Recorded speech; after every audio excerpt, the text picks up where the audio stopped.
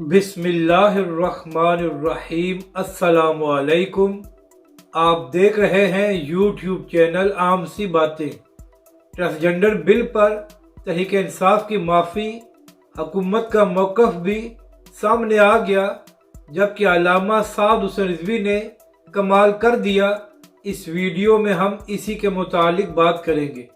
नाज़रीन कराम, जब भी पाकिस्तान में किसी मुतनाज़ बिल को मंजूर किया जाता है तो तमाम बड़ी सियासी जमातें हमेशा एक पेज पर होती हैं। इस बार भी जब ट्रांसजेंडर बिल को मंजूर किया गया तो पीपल्स पार्टी और नून लीग तो हुकूमत में थी, मगर तहरीक इंसाफ अपोजिशन में होने के बावजूद खामोश रही और इमरान खान साहब का अभी तक इसके बारे में कोई मौक़िफ़ सामने नहीं आया।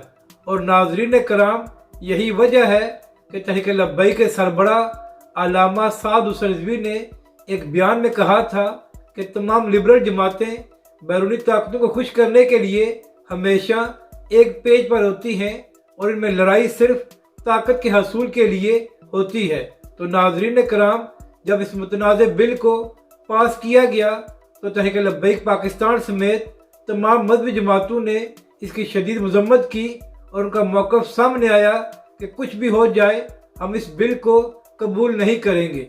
इसके अलावा तहरीक लब्बैक पाकिस्तान ने न सिर्फ अदालत से रजू किया, बल्कि तहरीक लब्बैक के सरबराह अल्लामा साद हुसैन रिज़वी ने यह धमकी दी कि अगर हुकूमत ने इस बिल को वापस ना लिया तो तहरीक लब्बैक पाकिस्तान धरना देगी। तो नाज़रीन कराम, तहरीक लब्बैक की धमकी के बाद हुकूमत समेत सबके होश ठिकाने आना शुरू हो गए हैं। यही वजह है कि जो सेनेट का गुज़िश्ता सेशन हुआ है उसमें तहरीक इंसाफ के एक सेनेटर ने तकरीर करते हुए कहा कि जब यह बिल पास किया गया तो मैं भी उस वक्त सेनेट में मौजूद था, मगर मुझे यह मालूम नहीं था कि इसमें क्या क्या मुतनाज़ा चीज़ें हैं, तो मैंने इस बिल की हमायत कर दी थी, जिस पर मैं माफ़ी मांगता हूँ और हुकूमत से मुतालबा करता हूँ कि इस बिल को वापस लिया जाए।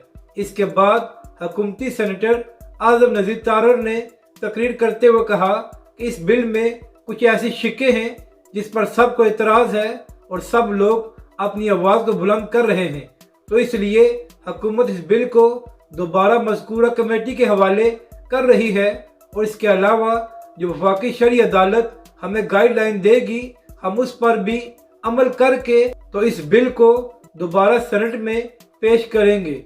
तो नाज़रीन कराम, तमाम मज़हबी जमातों के दबाव और तहरीक लब्बैक पाकिस्तान और अल्लामा साद हुसैन रिज़वी की धमकी काम कर गई है और हुकूमत ने इस बिल को वापस लेने के लिए रजामंदी जाहिर कर दी है।